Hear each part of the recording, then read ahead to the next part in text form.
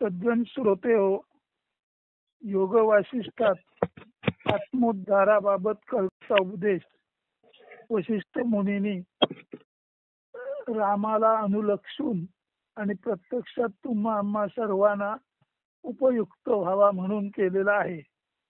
त्याचा थोडा आज आपण विचार करूया.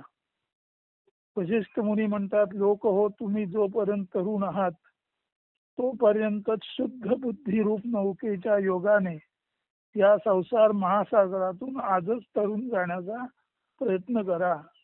जोपर्यंत माणूस तरुण आहे तोपर्यंतच शुद्ध बुद्धी, ज्या बुद्धीमध्ये संकल्प विकल्प नाही, अशी चैतन्याने परिपूर्ण बुद्धी वापरून जोपर्यंत आपण तरुण आहोत तोपर्यंतच काही सत्शास्त्र, साधू समागम, साधू संगती आणि पूर्वसुरीने दिलेलं ज्ञान या मार्गावरून वाटचाल केली तरच काही ना काही तरुणोपाय आहे, म्हणजे हा भवसागर तरुण जाण्याचा मार्ग आहे. तसं पाहायला गेलं तर आपण सर्वच कित्येक जन्म, अगदी हजारो जन्म सुद्धा वरचेवर येथे आलेलो आहोत, राहिलेलो आहोत आणि परत गेलेलो आहोत. प्रत्येक जन्मामध्ये काही ना काही कामना आणि सिद्धी आपण करतच असतो आणि त्या अर्थाने आपण म्हणतो संकल्पात सिद्धी, म्हणजे संकल्प केल्याशिवाय सिद्धी होत नाही. पण तू संकल्प आणि सिद्धी, एक सिद्धी मिळाली की पुन्हा संकल्प आणि सिद्धी, अशा तऱ्हेने संकल्प सिद्धी, संकल्प सिद्धी, संकल्प सिद्धी हे खऱ्या अर्थाने जन्म मरणाचे कधी न संपणारे चक्र किंवा ज्याला आपण झंझट म्हणतो ते आपल्या पाठी लावून घेतो. विषय असा आहे की चालू जन्मामध्ये अनेक सुख आपल्याला मिळतात आणि सुख शाश्वत नसतं. त्यामुळे सुख गेल्यानंतर सुखाच्या जी विरोधी अवस्था असते तिला आपण दुःख म्हणतो. पण सुख दुःख हे केवळ आणि केवळ एकमेकाच्या विरोधी असणारे भाव जे माणसाच्या मनामध्ये असतात, त्यालाच फक्त सुख दुःखाचं हे आवर्तन म्हणतात. खरं सुख आणि खरं दुःख असं नसतंच. खरं सुख एकच की सुख दुःखाबद्दल मनात तरंगच न उमटणं. खरं सुख एकच की तरंगरहित मन किंवा अमन, पूर्ण शांत मन. म्हणून पूर्ण शांत मन झालं तरच मनोनाश होतो. मनाचा गुणधर्मच मुळी संकल्प करण्याचा आहे आणि मन हे संकल्प विकल्पात्मक असल्यामुळे जोपर्यंत संकल्प विकल्पातून मन बाहेर पडत नाही तोपर्यंत पुन्हा पुनरपि जननम पुनरपि मरणम पुनरपि जननी जठरे शयनम हे जे चक्र आहे ते आपणाला भेदता येत नाही. आता एखादा म्हणजे हे चक्र भेदायचं कशासाठी? जर आम्हाला सर्व सुख मिळतंय तर. पण सर्व सुख मिळतंय तर म्हणता म्हणता बघा, आता राजा अशोक होता, गौतम बुद्ध होते, त्यांना काही सुखाची उणीव नव्हती. पण जेव्हा सुख सुद्धा अतिरेकी होतात किंवा सुख सुद्धा संपृक्त होतात तेव्हा आपली नजर दुसरीकडे जाते आणि ती नजर लोकांच्या करुणाजनक स्थितीवर पडते. बुद्धाला लहानपणी तो आपल्या रथातून सारथ्याला सांगून बाहेर पडला असताना, जरी त्याच्या आई वडिलांनी त्याला बाहेर जायची बंदी केली होती तरी सुद्धा तो राजपुत्र असल्यामुळे त्याने सारथ्याला सांगितल्यानंतर जेव्हा तो बाहेर पडला तेव्हा गौतम बुद्ध, ज्याचं मूळ नाव सिद्धार्थ, जो राजपुत्र, त्याला कुठल्याच सुखाची उणीव नव्हती. पण रस्त्याने चालताना त्याला एक गलित गात्र वृद्धा भेटली. तिचे सर्व अवयव शिथिल झालेले होते. एक महारोगी भेटला आणि नंतर एक ज्याला आपण म्हणतो मेलेला गृहस्थ, जो 4 लोक खांद्यावरून नेत होते, प्रेत रूपान ते दिसलं. तेव्हा त्याला प्रश्न निर्माण झाला, सर्वांची अवस्था हीच असते का? तेव्हा त्याने सारथ्याला विचारलं. तशी सारथी म्हणाला, हो, सर्वांची अवस्था हीच असते. बुद्ध म्हणाला, मी राजा आहे, माझी सुद्धा अवस्था हीच का? तशी तो सारथी म्हणतो, राजा असा किंवा प्रजा असा, सर्वांची अवस्था एकच आहे आणि सर्व शेवटी त्याच भूमीवर जाणार आहेत. तिला आपण अमरभूमी म्हणतो. पण ती अमरभूमी म्हणणं हे सुद्धा माणसाचं आशेचं, वासनेचं लक्षण आहे. त्याला आपण अमरभूमी म्हणतो. ती देह पडल्यानंतर जाळून टाकण्याची भूमी असते, ती वैराण भूमी असते. पण त्याला अमर भूमी म्हणताना सुद्धा माणसाची जी आशा आहे ती सतत जिवंत असते आणि आशेतलं मन जिवंत आहे म्हणून ते संकल्प विकल्पात सापडतं. आणि त्याच कारणाने पुन्हा पुन्हा पुन्हा पुन्हा हा बंदिवास भोगण्यासाठी आपण जन्माला येतो. म्हणून वशिष्ठ मुनी आत्मोद्धाराचा कळकळीचा उपदेश करताना पुढील 2 श्लोक त्यांचे वाचून दाखवतो आणि अर्थ सांगतो म्हणजे आपल्या लक्षात येईल. अनर्था यार्थ संपत्तीर भो गौ घो भवरो गदा आपदा संपदा सर्वा सर्वत्र रोजया सर्वत्र नादरोजया सर्वत्र अनादर करणं हा जय आहे. अनर्था यार्थ संपत्तीर भो गौ घो भवरो गदा आपदा संपदा सर्वा सर्वत्र नादरोजया म्हणजे संपत्ती रूप अर्थ अनर्था कारण असे नानाविध भोग रोगा वाचून अन्य नसे करिता सर्व संपत्ती अनादर उचित असे सर्व विषया संप्रती अनादर हाची मोक्ष रूप जे असे. तेव्हा पुढे वशिष्ठ म्हणतात तुम्ही सर्व चिन्मात्रच आहात, केवळ ब्रह्मचैतन्यच आहे. मी तुमचा आत्मा आहे, तुम्ही माझा आत्माच आहात. त्यामुळे तुम्ही माझ्या परमप्रेमाला आस्पद म्हणजे सत्पात्र आहात. मी चिन्मात्राचा अति निर्मळ अंश आहे. म्हणजे महर्षी वशिष्ठ हे चिन्मात्राचा अति निर्मळ अंश आहे. याचा अर्थ ते कुठल्याही तऱ्हेचा मानसिक संकल्प करत नाहीत आणि मनाचा संकल्प हा गुणधर्म असतो आणि संकल्पातूनच मन उदयाला येतं आणि संकल्पाच्या गुणधर्माचा त्याग केल्यानंतर मन अति निर्मळ होतं, नव्हे मनाचा नाश होतो. असा आम्ही चिन्मात्राचा अति निर्मळ अंश आहे. म्हणून मी तुमचा परम आप्त आहे. म्हणजे मी तुमचा आत्मा आहे, तुम्ही माझा आत्मा आहात. मी चिन्मात्राचा अति निर्मळ अंश आहे म्हणून तुमचा मी परम आप्त आहे. म्हणजे मला जे सर्वात उच्च कोटीचं प्राप्त झालं ते तुम्हाला देण्यासाठीच मी इथे आलेलो आहे. परमेश्वराने माझी योजना त्यासाठीच केलेली आहे.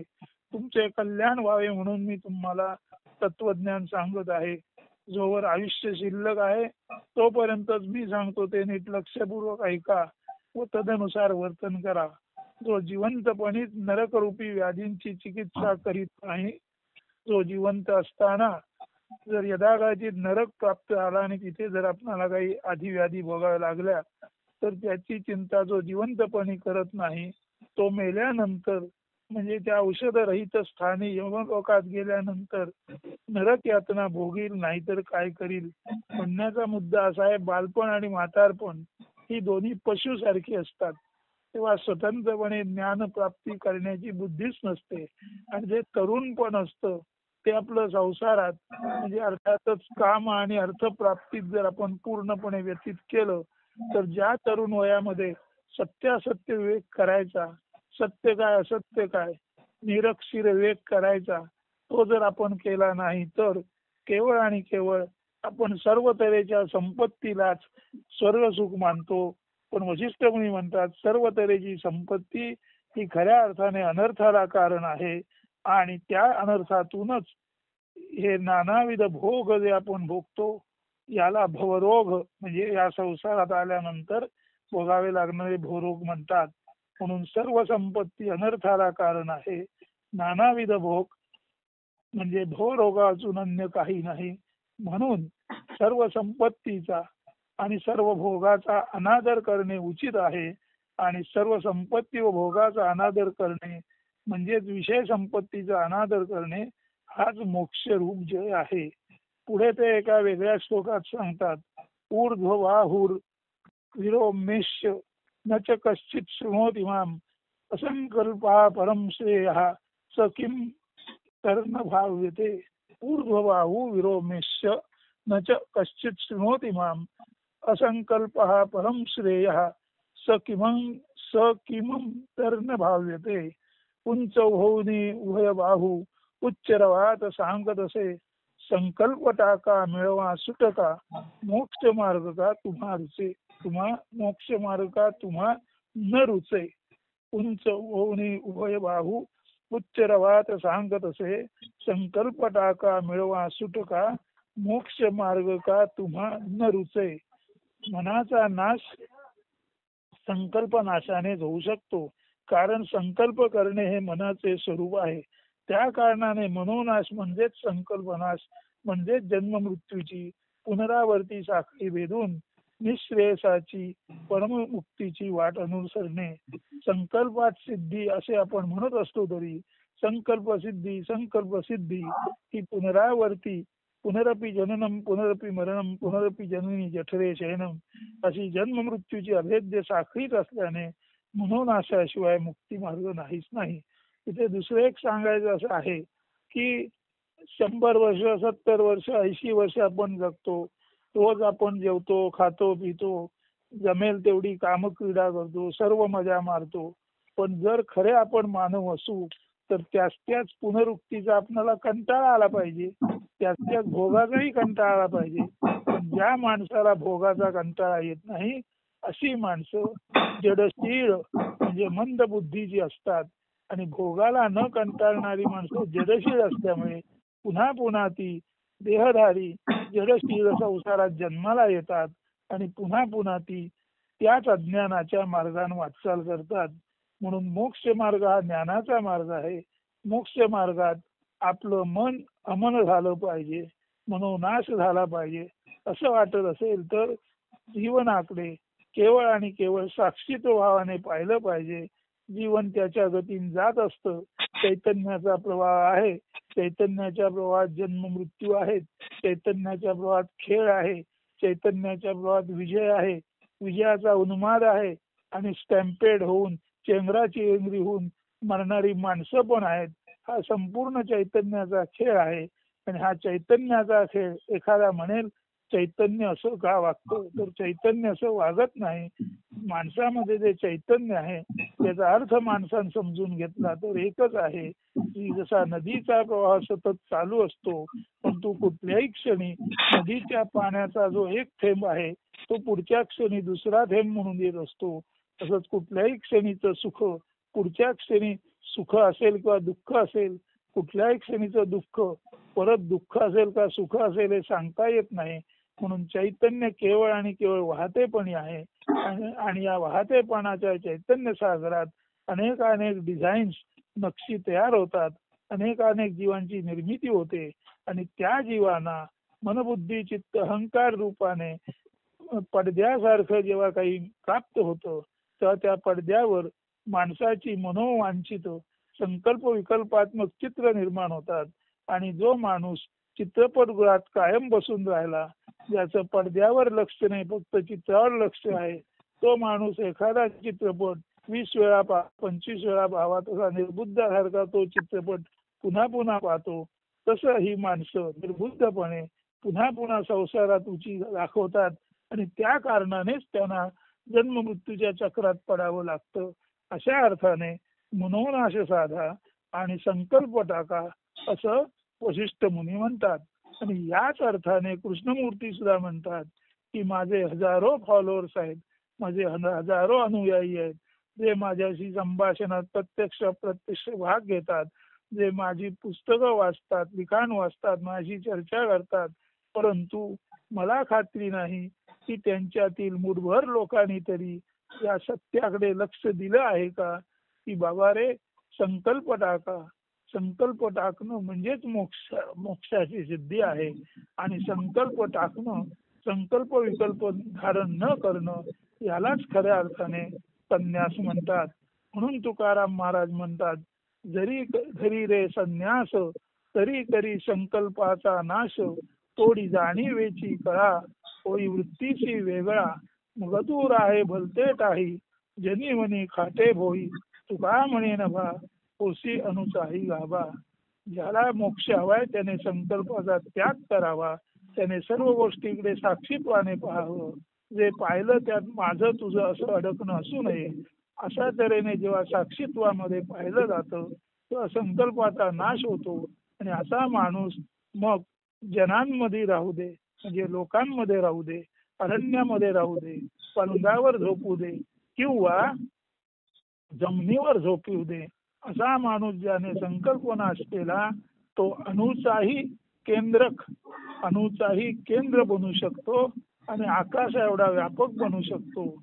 म्हणून अणुरेणू या ठोकडा तुका आकाश एवढा, याचा अर्थच असा आहे, यो वै भूमा तत्सुखम नाल्पे सुखम असती. जे अतिविराट आहे त्यात सुख आहे, अल्पात सुख नाही. आणि अशा अर्थाने अतिविराट म्हणजेच मोक्ष, अतिविराट म्हणजे जन्म मृत्यूच्या साखळीतून बाहेर पडणं. ही गोष्ट आज आपणाला कृष्णमूर्ती, त्यानंतर योग वासिष्ठामध्ये वशिष्ठ मुनी रामाला उपदेश करताना तुम्हा मला उद्देशून जे बोलतात ते सांगून आणि अर्थात तुकारामाचा अभंग विशद करून ही गोष्ट तुम्हापर्यंत पोहोचवण्याचं भाग्य ज्या परमेश्वराने मला दिलं त्याचा मी शतशः ऋणी आहे. आणि तुम्ही शांत चित्ताने ऐकत आहात म्हणून तुमचाही मी तितकाच ऋणी आहे. अस्तु. धन्यवाद. शुभ दिन.